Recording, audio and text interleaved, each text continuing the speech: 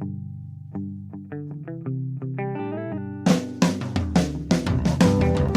only real God is the one that you believe in. Start looking for the God in others.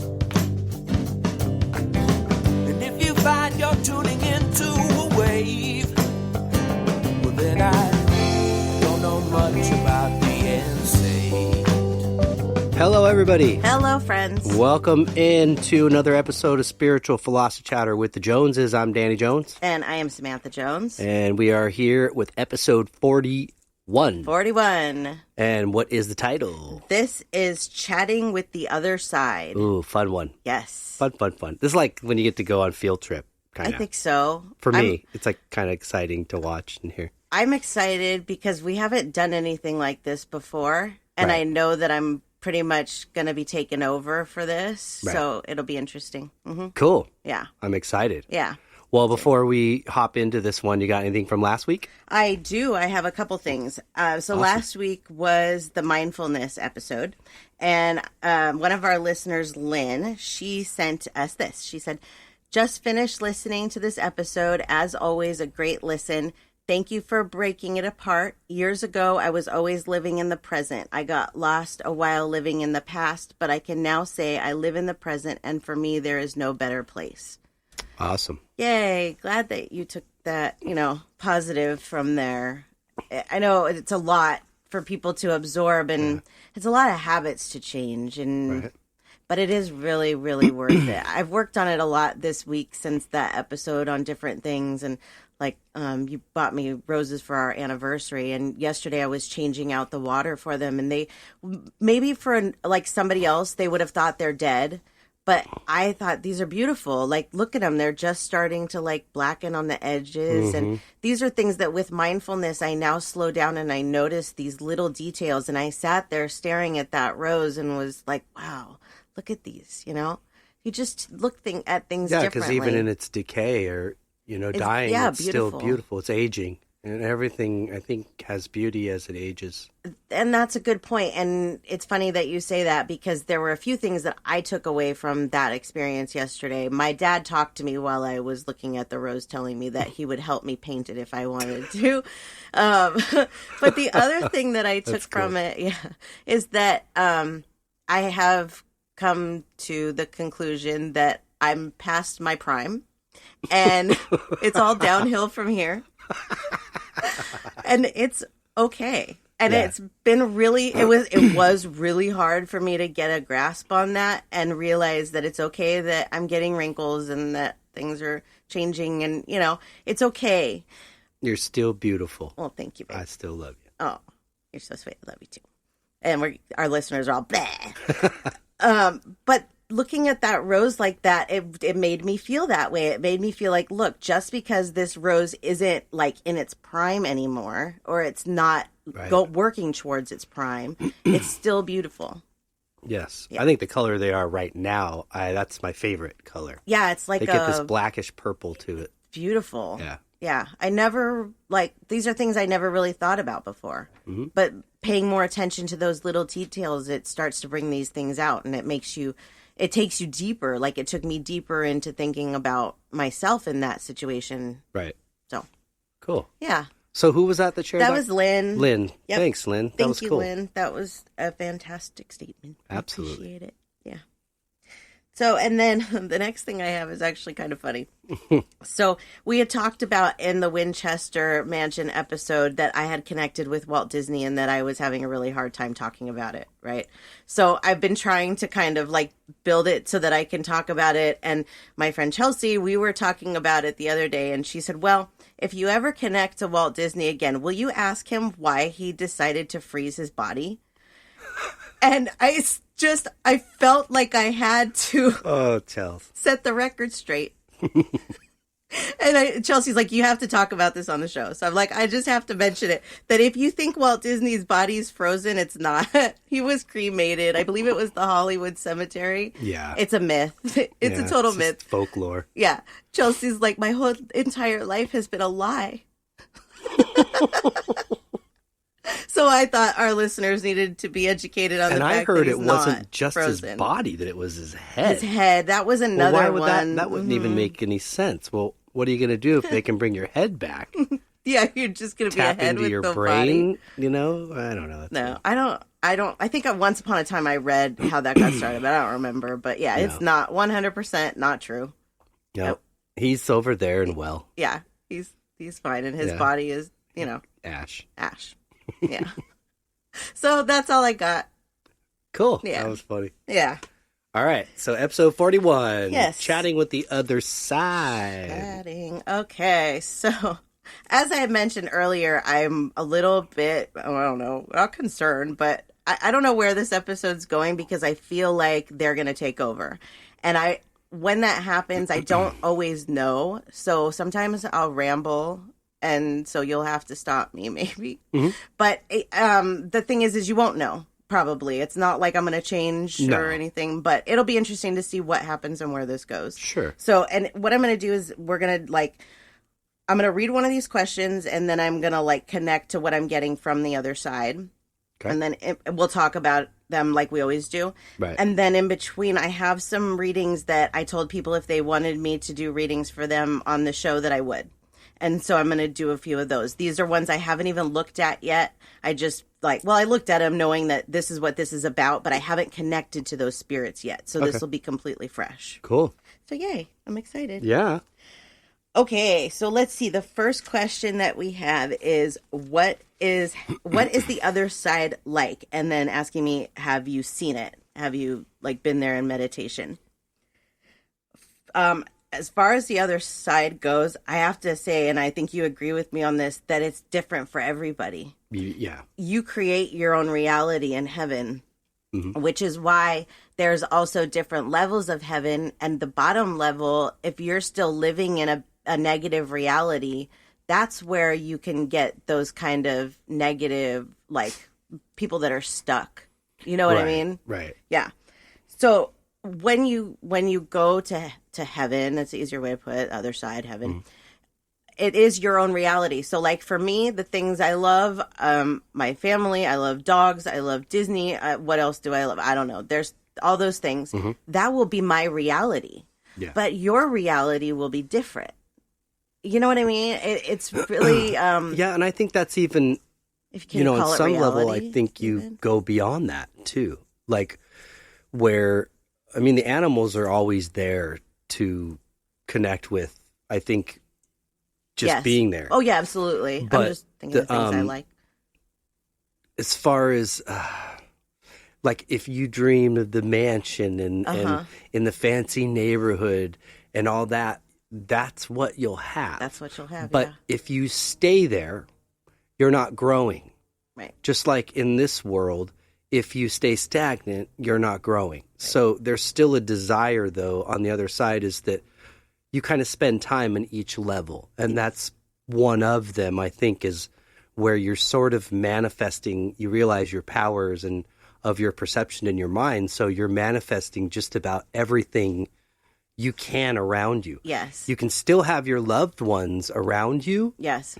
But what you're manifesting isn't necessarily what they're seeing. Exactly. It's all in your own mind. Yeah, exactly. Because it's not really a physical anyways. Right. There's no, real... I would probably be more like Rob in the sense of I would spend a lot of time around music. Oh, well, they do spend a lot of time around here. Yeah. But I think talking about what they do, what their reality is on the other side, here is completely different. Here, they're just in our world. It's a different dimension. Right. And that really is what the other side is. It's not floating in the clouds. It's another dimension. They are a part. This is a part of their world. It is. But in a different way. Yeah. They can leave it like a door. Mm-hmm. It's like a portal. Exactly. That we go through when we pass. Mm-hmm. So. Yep. That was a good question. Was. Cool. Okay, let's see. What else do we have? Okay, and this one kind of fits a little bit. You were just talking about this. Are all the souls same on the other side? So are we all on the same level?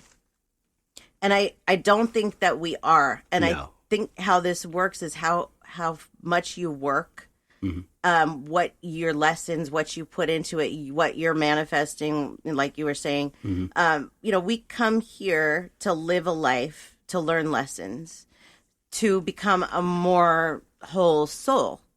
And so every time that we come back here and we successfully learn lessons, we're stepping up more and more over there. And the more good that we do here and the more that we help people here, the more we're stepping up over there because we're doing good. So the souls are not on the same level because we're all working at different levels. But your soul's still working even when you're a human. You're just walking around in a body. You have to do it. You have to learn how to do it on this plane and on that plane. So, but what you don't realize as a human, because you forget it at birth, is that you've done this before and you're back to learn something else that maybe you missed the last time around. And so you forget all that and you think you're just this mind walking around in a body. Well, you are. You have a mind. Yeah. But there's much more to you than just the flesh and the mind and the bone. And that is the work that your soul's trying to do to move up over there. Yes. So when you return there, you're not returning to the same spot. Just like when you come back to another life, you don't return to the same life. No, exactly. And if you do something really bad in this life, like let's take like mass shooter or something like that, I feel that you actually do take a step down a little bit when something like that happens. You have to learn even more. You're kind of starting over in a certain way, So it's different for every soul. Yeah. That was a good question. What is the dying process like? Ooh. That's a good one, isn't it? Well. So this is something that I have thought about and I have meditated on. And again, it's an experience that's something completely different. We talk about this sometimes, you and I, about, when different souls get there and we see them for the first time and that kind of thing. What do we think? How do we react? When I try to dig into this, what the dying process is like, I feel like it's that portal again, opening up. Our soul leaves our body. There's no pain. It's like birth. It's like, there's really no such thing as death. It's like a cycle. Right. So when you die, you're just being reborn on the other side. Right. Even though you're not starting over like you do here, you're just being reborn. Right. And then when you decide to leave there to come back here, you're being reborn here. Yes. The death date is celebrated much greater there than your birth date is celebrated here. Yes. So it's a welcoming back party, essentially, unless you're brand new soul. But I right. Most likely not. No, I don't, So, but yeah. Yeah, that was a good one. I lost my train of thought. Yeah, there was something I wanted to say. I know, me too, and I'm like, where was I going What was with the question again? What's the dying process like? Oh, well, I mean, I've held people's hand as they've taken their last breath. I've been by them. And so I can't say physically for myself what that's like.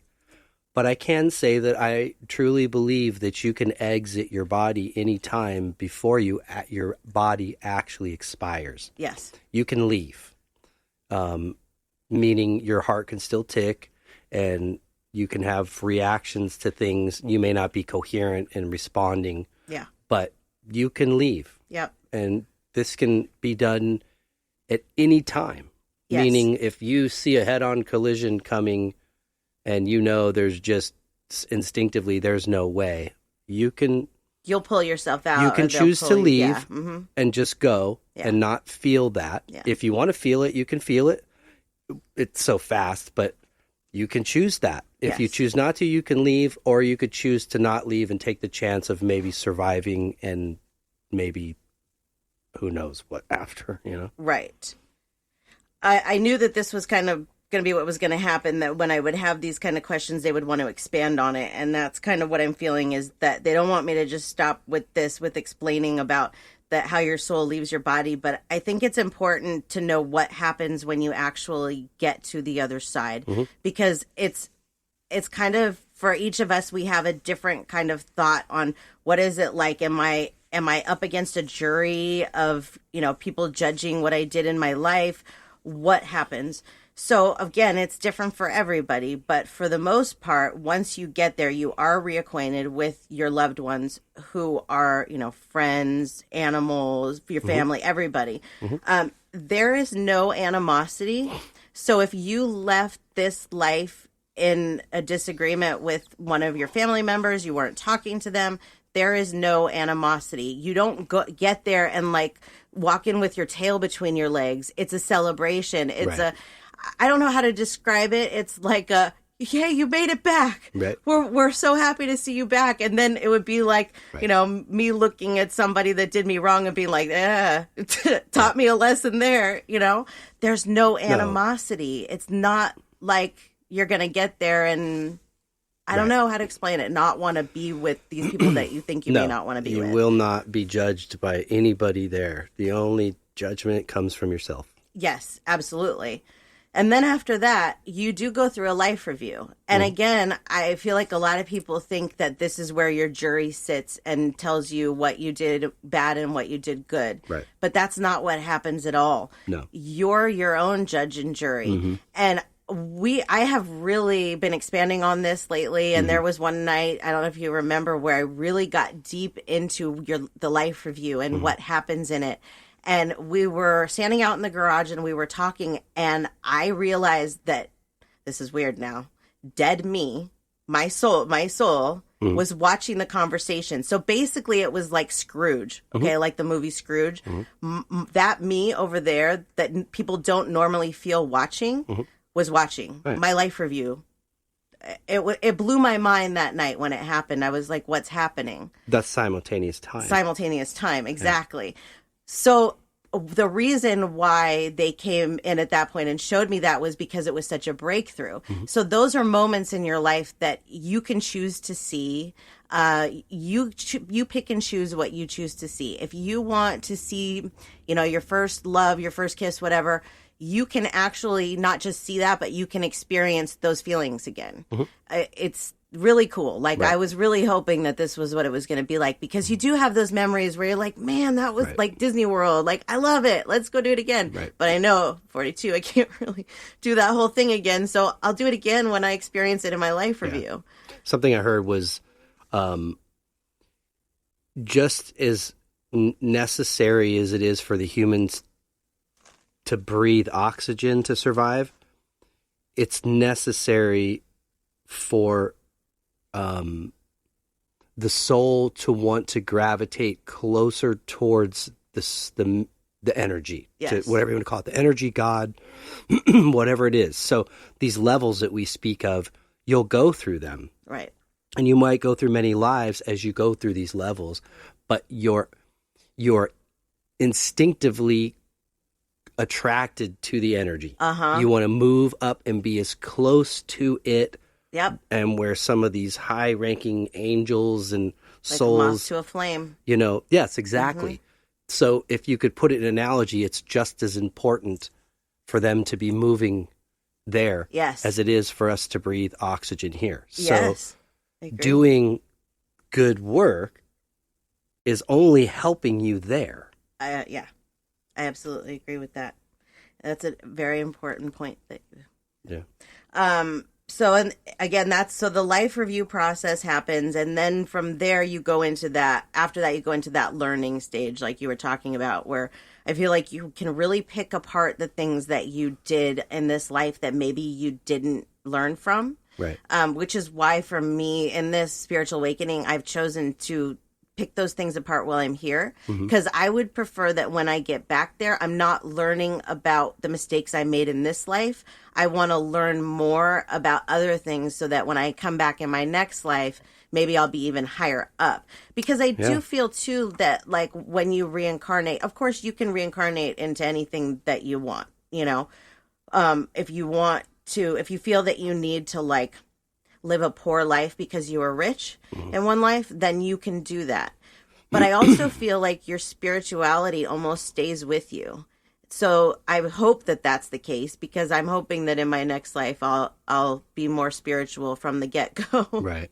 That's the one thing that I'm like, I really don't want to start over with that. Yeah. Like, put me in, poverty, but give me my spiritualism. Isn't that weird?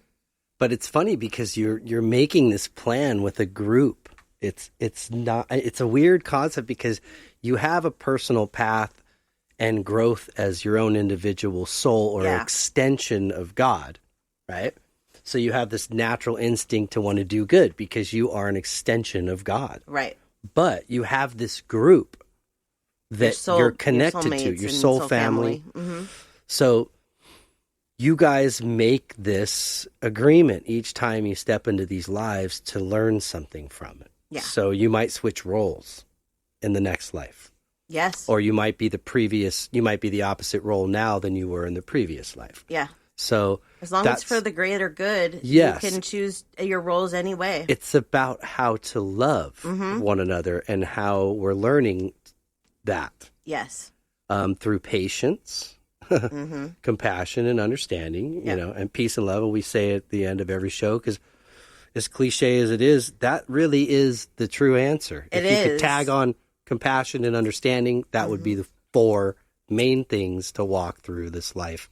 Yeah. Trying to learn or exude. Yes, I agree with you. And I think that's what we're trying to do and what we're trying to pass on to our listeners too, so that maybe you can have some of those experiences and do some of those picking apart so that when you get to the other side, you'll be, it'll be happier. Yeah. Yeah. I mean, it's a happy. Right. There's no down there. No. But you'll be higher, I guess. Whatever you want to say.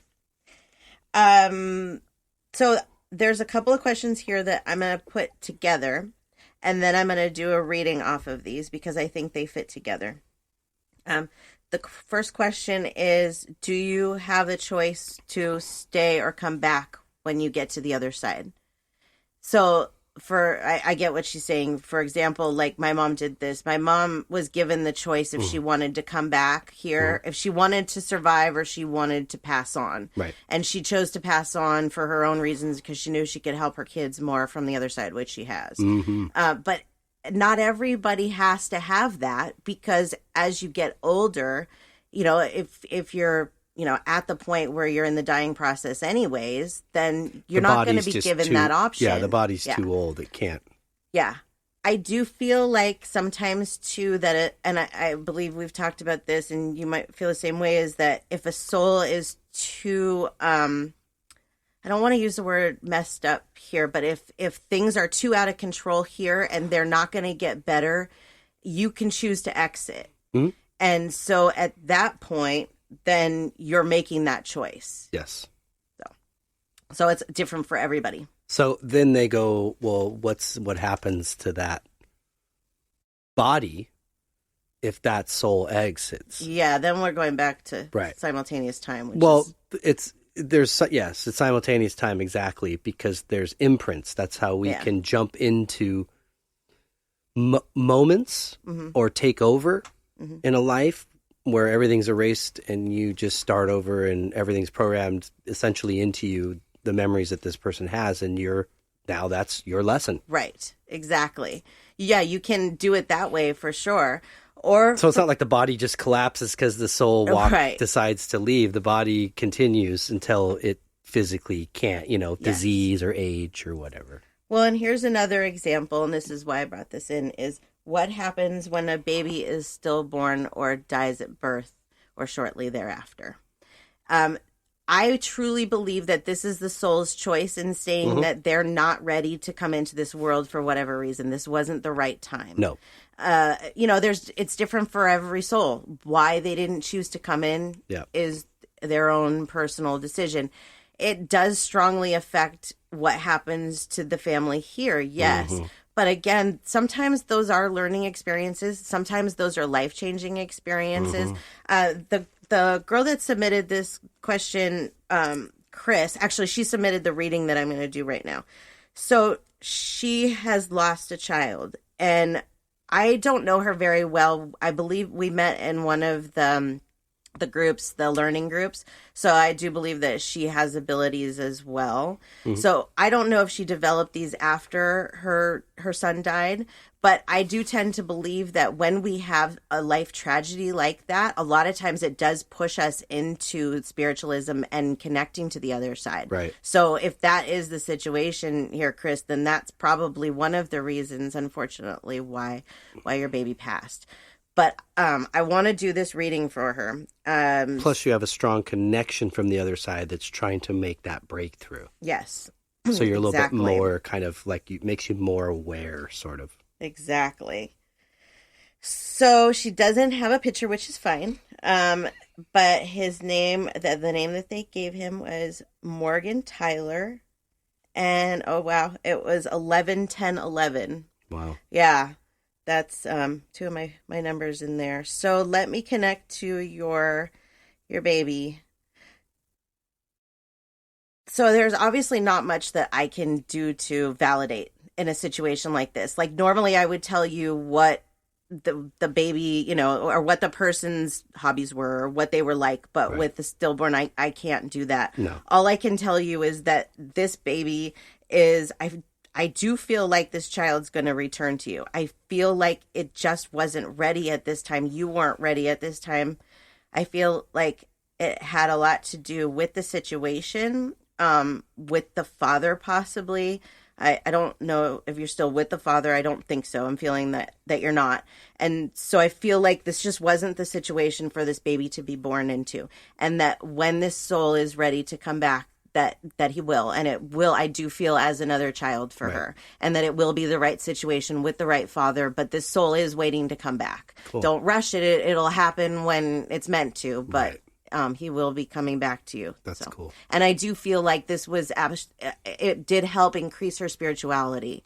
I feel like it, as much as it wrecked her for a while, it really did push her along this path. So there you go. And I'd love to hear your feedback. Wow. Cool. This is why I don't do verbal readings a lot, because I tear. I start to cry.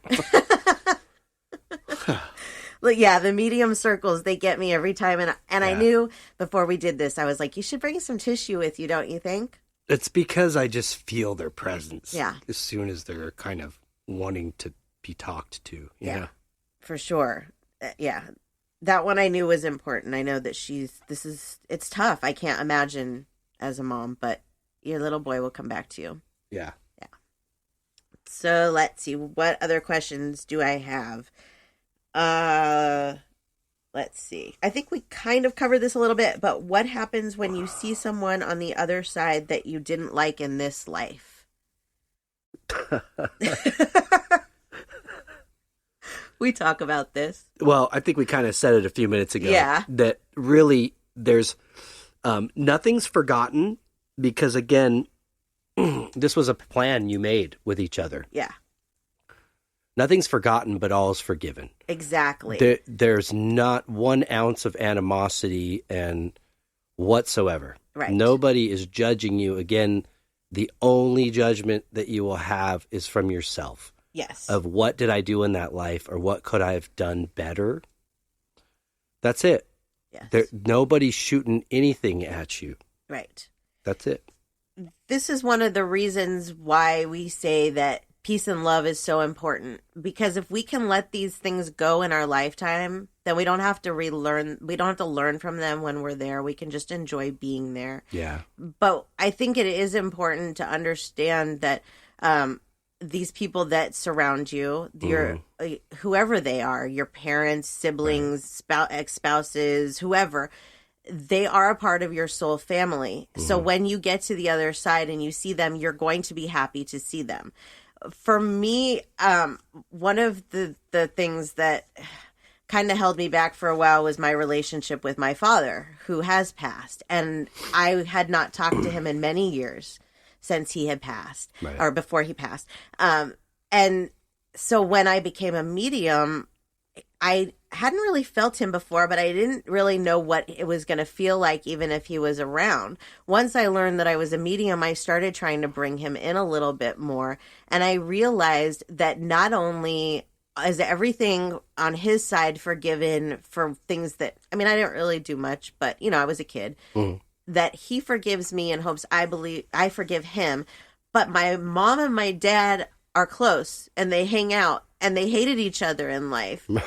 But they're close. They're soul family, which trips me out, So that has taught me a lot about, okay, I'm going to try and deal with these things while I'm here, not just with the spirits on the other side and like my dad fixing that relationship, but also like, just the things here, the relationships here, because it's so much better. It's so much, when you realize that we really are all one, you start to see that these stupid disagreements that we have and the way that we treat people, it's so dumb.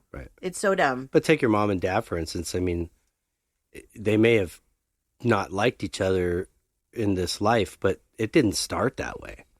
No. It started with love, so it didn't end that way in this life, but it ended there that way. Right. So that prevails all. Right. It will prevail all. Yeah. So, like for me, I guess I once you realize that everybody has a story and a past, and probably most of us have had things happen to us that are traumatic or hard. Yes. But that isn't license to go out and do the same thing. No, it's not. To people, They're trying to teach us, and we're trying to teach ourselves from the other side, that work on that here. Yes. Because this is the hardest place. This is the school. This is the lesson. One of the things that I've noticed that my mom's especially been doing over the last year or so is trying to undo the damage that she did to me with her own bad behavior. Because there were a lot of things that I took from our relationship or things that I saw her do that now she's trying to unteach because she didn't know any better when she was here. Yeah. So for me, it's great. I'm learning why these things have happened, why the relationship with my parents happened the way that it did. And these are all things that we'll all learn when we get over there as well. But being able to put it together here and kind of let it go, it really is important. Letting go of those things and not feeling the need to hold on to whatever it is that you think that, this is another good point, those things of like, where should I bury my loved one? Those types of things. What do they want? What do they need from me? Are they angry with me? All of those questions. When it comes to those types of things, they're really not that important. No. They're not important to as far as where you bury your loved ones if you cremate them. I wish I would have had that knowledge when my mom died. Would have saved a lot of money because I thought that I was doing what my mom wanted me to do by following her wishes. Right. And I did. I followed them. And I realized that there were things that happened when she died that were making me not follow some of her wishes. Mm-hmm. Like the jewelry that I asked her to be buried in, they gave it back to me. Right. That was my mother's doing so that I would have that jewelry, those types of things. So, you know, because her wishes here may then change as soon as she gets there because she realized what's really important. Exactly. So hearing that and knowing that, like, that your mom and dad are there, you know, and can get along. Yeah. Makes me feel good because, like, you know, the mother of my child, who I'm no longer married to, you know, that's been hard. Yeah. And I've really made an effort, I think, to be like not engage into words that stab and hurt. Just communicate on behalf of the kid. Yeah. Whatever the kid needs, that's it. Yeah. Don't get involved in anything like that because, you know what? We're going to end up being friends anyways. Exactly. You're going to end up right back. My ex-husband hates me too. So it's like, whatever, you know? I mean, there's nothing I can do about it. But, you know, when I see him on the other side, I'll be like, told you. And that's my lesson to learn. It is to just, you know what? We have to let it go. You got to be patient and let it go. But you really do. Yeah, it's not worth it. It's really not, you know. We all have bad experiences with loved ones. And, you know, my mom was not the best mom. I've talked about that. She wasn't. Right. And when she left this life, we were on good terms. We were on very good terms. But for what I was put through in my life, a lot of people may have thought that I cared too much that she died and that I put too much emphasis into it. Right. But I realize now that those things that she did were not really her doing. It was what she was taught. Mm-hmm. It was what she was taught and she was passing on, really. Mm-hmm. Plus the fact that she's a soulmate. Like, she's somebody that will always be with me, and that, just because things were tough for us in this life doesn't mean that that's what they're going to be in the next life. Right. Or, she could be my grandma in the next life, or, exactly. whatever. So that has taught me a lot to let those things go, which is why I can have the type of relationship with my mom after everything that did happen. Right. And I think that that's important, and I wish more people would understand that and let go of those things and realize that if your loved one is on the other side now, they realize what they did. Mm-hmm. If they did bad things, they realize it. They realize if you did bad things. Mm-hmm. That comes to another question. This is a little bit more light of a question. I was just thinking, where is it? Do spirits see everything we do? When I first started getting into my abilities and learning about them, and the shower meditation started, that was something that I was actually really shy about. I was like, why do you guys want to talk to me while I'm in the shower and I'm naked? And they would make jokes, and that would make it worse. And I'm like, why are you joking? I'm naked in the shower and you're talking to me. And it was really uncomfortable. But what I have learned is that it's kind of like a light switch. They can turn it off and on. If they're here talking to you and, something happens that they don't want to see, they can turn the light switch off. Right. They will still probably know what's going on. They don't watch you take a shower. Right. If their soul is there with me in the shower when they're talking to me, they're not like sitting there pointing at me and, right. It doesn't matter is the point. They don't care. Yeah. I guess I would think of it more of like having a phone conversation on your cell phones in two different rooms. Right, exactly. Where you don't really see each other, but you're both there. Yeah. I mean, they could see what we're doing and, but I don't think for a second that they see me in the shower. It's completely respectful. Yes. It's like all love and respect. That's not what that's about. No. One of the things that I did at the beginning, here's a funny for you, is I told them, not only can you not watch me in the shower, but you can't watch sex either. Right. And I've been very strong on that. Do not talk to me in that spot, So they listen, but they don't have the same kind of like weird things that we do about it here. Like for them, it's all about love and it's all just, natural and, it's not a big deal. You get there and you realize there's no death. There really is no death. Right. All these things really don't matter. Is a body. Yeah. So whatever you do with the body, whether you cremate it or bury it, you might go visit it once in a while and bring flowers or cry, and that's okay. It's not like they frown on that, but they don't hang out there. No, not at all. They're not there. Mm-mm. They're more like, you could talk to me when you're at home. Right. Exactly. And tell me you miss me and love me, and if you look close enough, they'll send you signs that they're telling you they love you too. Right. And that they are around you. And yes. One of the big questions I get asked, and it's a broad question, but it's like does my loved one know ...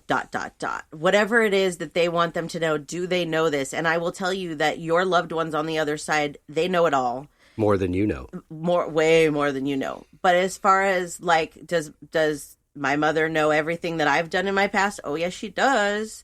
Is that embarrassing to me? Yes, it is. Is it embarrassing to her? Not at all. Right. And that's where our thought process is very different from theirs, is that my mom looks at everything that I've done and everything that will happen in my life as a life experience for me, as a growth experience. Mm-hmm. I'm not frowned upon. I'm not, anything like that for whatever I've done.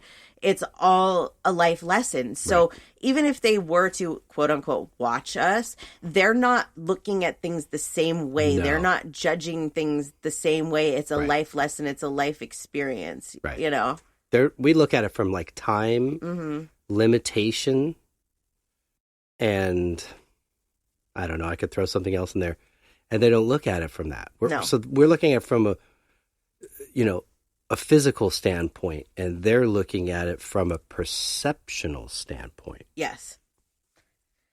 So I want to get another reading in here if I can pull myself together. Uh-oh. Yeah, I got to get used to this, and I realize We didn't bring any tissues for this. Who's the stupid ones? Who's the producer of this show? Yeah. Shut up. We could have paused this at some time Where's and my just gone and bowl got of some just tissues. orange M&Ms? You have a bowl of orange M&Ms? No. Oh, you want a bowl of orange? Somebody Come didn't on. read the writer. Wait a minute. When we started this, I specifically you said you were my sidekick. So if you're my sidekick, Wait a minute. where's my bowl of blue M&Ms? Yeah. With peanuts? Oh, boy. All right, next question. Okay. I'm going to do this reading now. Please. Okay, because this kind of comes back to a little bit of what we were talking about. This is Susan. She says, "This is my mom, Lorraine. Any thoughts on the shitstorm you left behind? This is not my job to fix." Oh, no. Susan, I love you so much. Like, you don't even know. That was the greatest. And I know that she struggled so much with this. And, okay, so let's connect to your mom, Lorraine, and see what your mom has to say about it. Though. That's funny. Yeah, it is cute. So let's see. Okay, so first of all, your mom's very sassy. She liked things done her way. If it wasn't done her way, it was, kind of an issue. I feel like not only with this instant, like whatever this shitstorm, I haven't picked up yet what you're talking about there, but I don't feel like this is the first time that your mother and you have had these types of situations. I feel like this is kind of something that has been an issue on and off throughout your life, that you've had these moments with your mom where she causes something, or there's something that happens and it explodes, and then you're best friends for a while, and then you go back to, these kind of things, family issues and stuff. She didn't leave this stuff behind purposely for you to deal with. That wasn't the intentions. I feel like she didn't understand what she was leaving behind, that it was more about sweeping it under the rug, or, not looking at it from what could happen if she were to pass, or when she passed, those types of things. She wasn't looking at it from what happens when she dies. She was just kind of sweeping it under the rug. Right. So as much as that sounds like she created something for you, she didn't mean to leave this for you. And she is trying to help you fix it from the other side. She's trying to help not just you fix it, but I feel like there's other family members involved. This is some kind of family issue, maybe something within a state, or just, when people die, families fall apart. It happens all the time. Yeah, it brings out the bad in a lot of people. Yeah, I definitely feel like this is some kind of deep family issue. So, I could sit here for hours and tell you how to change your perspective of the situation, but I understand what you're feeling, and I understand what your mother is saying. And basically she's saying, if you can just step back from it a little bit and look at it from a different angle, try and look at it from the other people involved angle, and not look at it as your sole responsibility, even though it may feel like it's your sole responsibility. It's not. You have to somehow delegate or somehow alleviate some of the pressure off of yourself, is what she's saying. So she's a very smart woman. I don't know. I feel like she didn't show that so much in life, but she really is, and she really is trying to help you from the other side. And if you stop and look at some of the signs that she's sending you, you'll see that she is actually guiding you where to go with this problem that you're having, but you're kind of shutting her out, not seeing the signs. Cool. Okay, I'm going to stop now. Good one. Let's see how it goes. Like word vomit. And I check out completely and it just comes out. So I won't remember that later. That's what's so interesting about all of this. Well, and I know got that it recorded. I got it recorded, but I know that sometimes people get offended if I don't remember their reading. And I'm like, really, it's not you. I can't remember all of these. Right. No. I'll hear it back later and go, wow, that was pretty cool. I said that. Right. So, yeah, you would no way you would remember all this. No, thankfully. It's like that movie 50 First Dates, where she wakes up in the morning and things are erased. It's like that. Right. Okay, let's see what I have on page 2 for questions. Does everyone know each other? it's you don't know each other as in like know each other like you're friends with everyone, but all the souls, I feel they recognize each other. Yes. So you see somebody that you've never met before in your life, your soul will know their soul, who that soul Not is. by a name, not No. by Bob or Jim or Steve or Lisa or Jen. No, not even by a gender. It's just soul's recognition. your energy. Yeah, That's they recognize each other's energy. So, yeah. would you be strolling along somewhere in heaven and all of a sudden be like, "Whoa, that's Hendrix"? No. Mm-mm. You would recognize that was a soul that lived that life. Yeah. Yeah. That's exactly right. That's another good point, is that we did talk about how the souls are on different levels. We're not on the same level, but something that there is not there is stardom.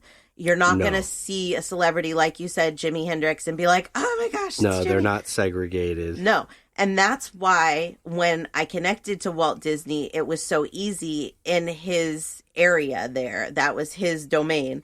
It was easy. I was in his domain. He's not a celebrity on the other side. Is he Walt Disney? Well, yeah, one of his lives, he was Walt Disney, but that doesn't make up who he is. That makes a very, very small percentage of who he is. Right. So if you were to see a soul like Walt Disney on the other side, you would know. I mean, if you tapped into it, you could be like, oh yeah, that's Walt Disney. He was Walt Disney in that life. He was this person in that life. But it doesn't change how people feel about you. It doesn't give you like a higher ranking or something because you were famous in this life. Do they appreciate what it is you did in that life? Sure. Yes. But no more than the homeless veteran that died, That's exactly right. homeless. All of our good is really the same level. We're remembered for our good. We're praised for our good. It's not, celebrity or that's human. That's something that we've done here to, whatever. And it's not not condemnation either. So you're not going to be there and condemned or, like we said, judged for the things that you didn't do good.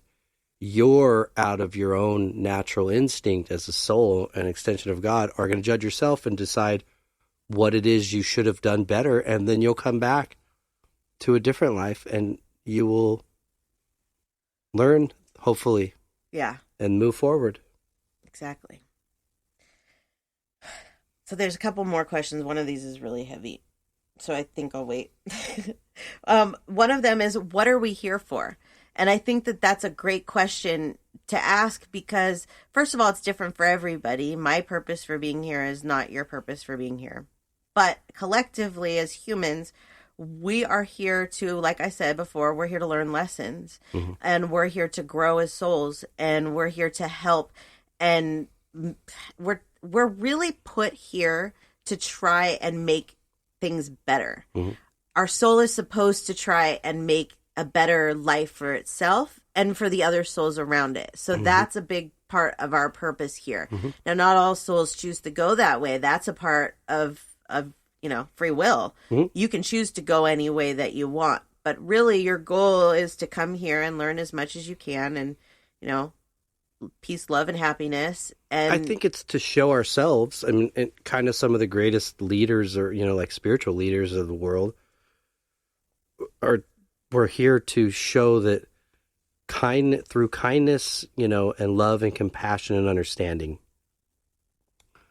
we can change our perception about our world and actually put it into what it is we really want. Right. And it really is like we're here to really try to help the human race evolve and wake up. Oh, yeah. That's what we're really here for. Yes. The souls come to this planet because, no, the humans aren't the only ones in this universe or this galaxy. Right.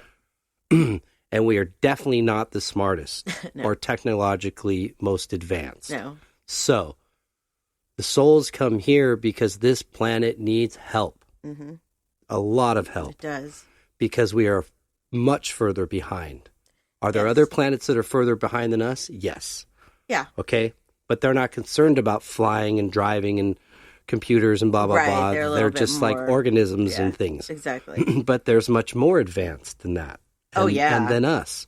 Yeah. This planet needs help. So in order for the human race to evolve, the souls have to come here at some point. You That's don't true. always come here, No. but it needs help. It does. It needs to awake. And that's like one of the reasons why I want to do this kind of work is to help awaken people, so that's kind of my job as a light worker. And I consider you a light worker as well. We're trying to spread the truth. We're trying to awaken people to what's going on and how we can maybe kind of change things and fix things and make it a better life here on Earth, because it doesn't have to be this difficult. No. We here make it this difficult. Yes. Bad's going to happen, evil's going to happen, but within your own life, you can still control your own emotions and what happens in your life day to day and those types of things. Yeah. You know? Something else that is really important why we're here is to have experiences. It's not all about learning. It is also about fun and having those human experiences. Yeah. What is it like to have a child, or, you know, even you can even fit into this category, losing somebody suddenly.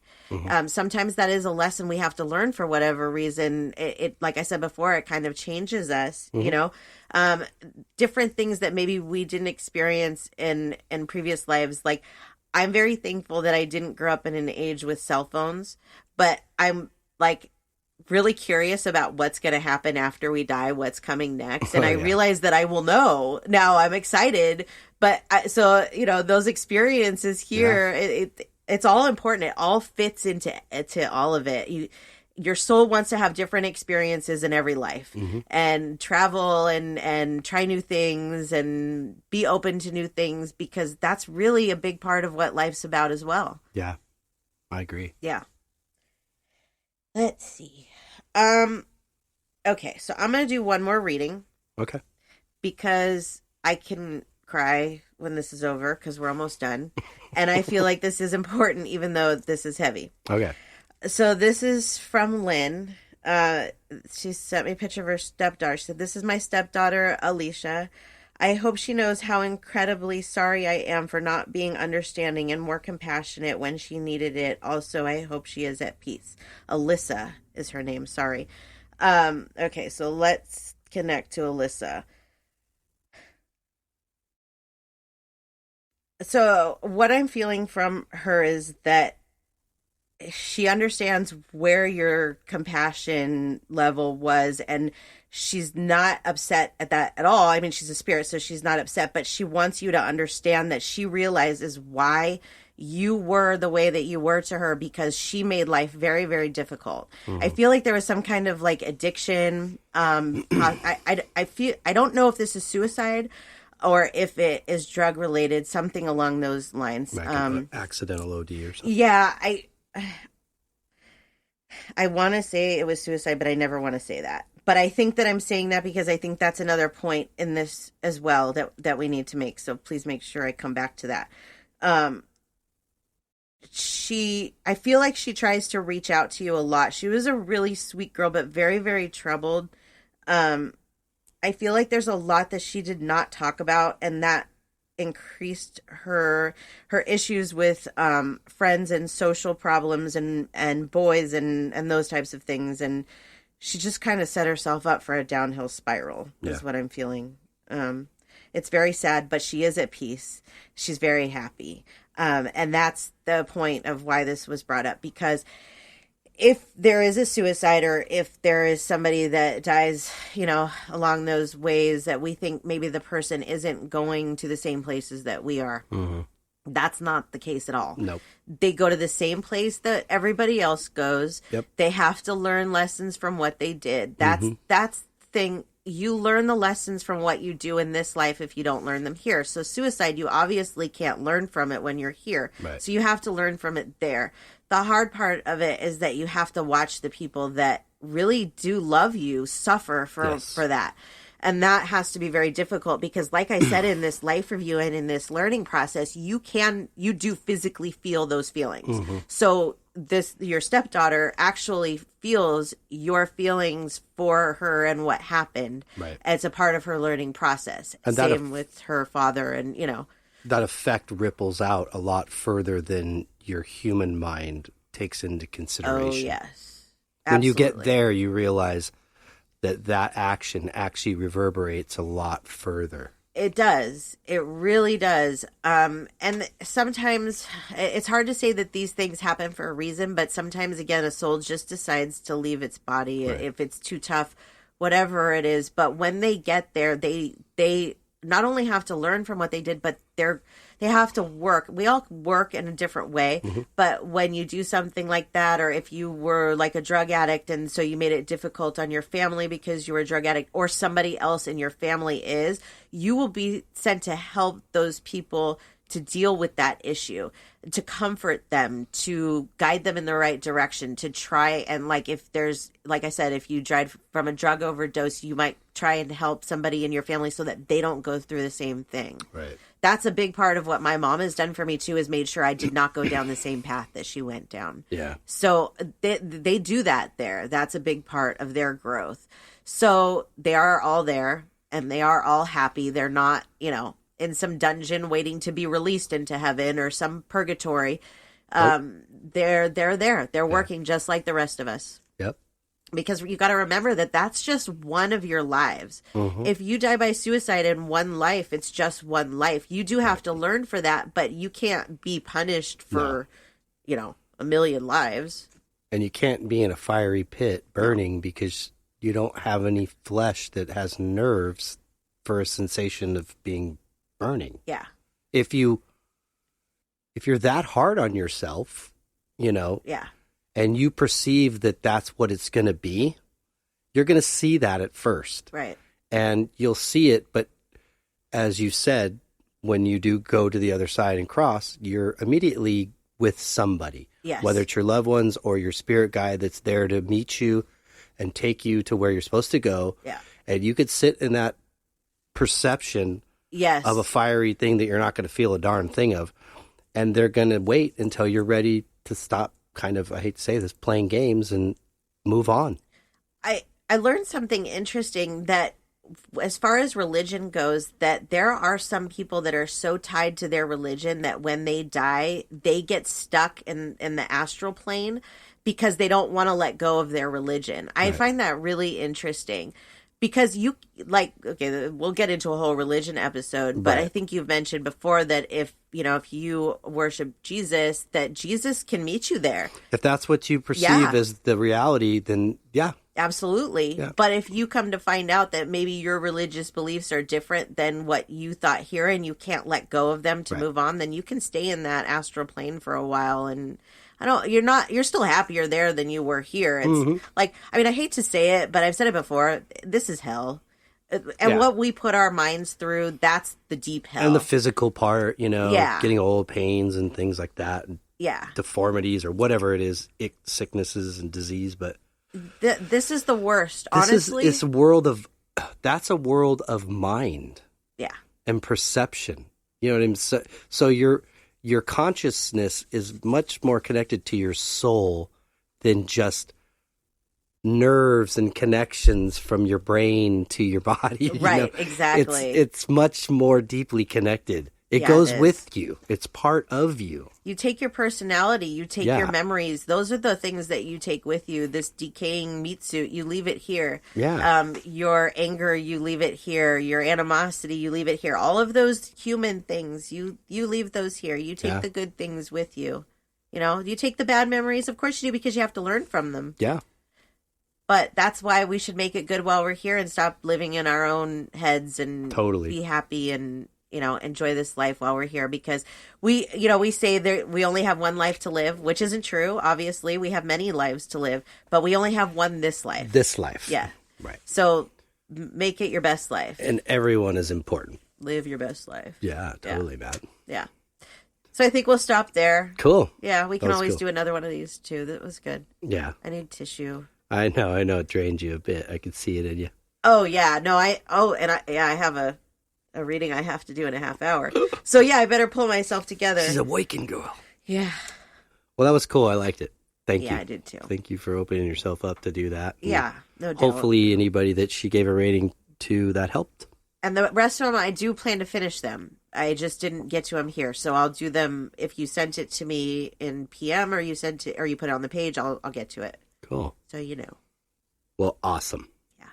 Well, before we say goodbye, you want to share your page? Sure, let's do that. My website is SamanthaJonesPsychicMedium.com. You can find everything there that you need to know, except I do have a medium circle coming up on February 8th. So if you live in Southern California or will be in the area, and you think, that's kind of why I did this sample today. This is a little bit about like what I do in the medium circle is I do these readings. They're just longer and deeper.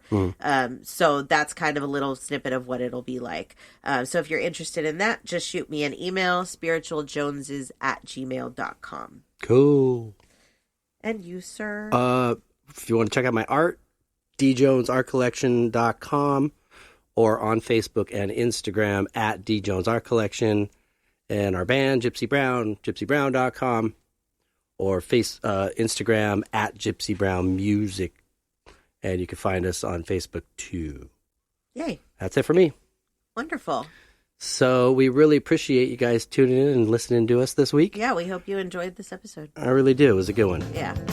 We hope you guys have a great week. Yes. And until next week. Peace and love.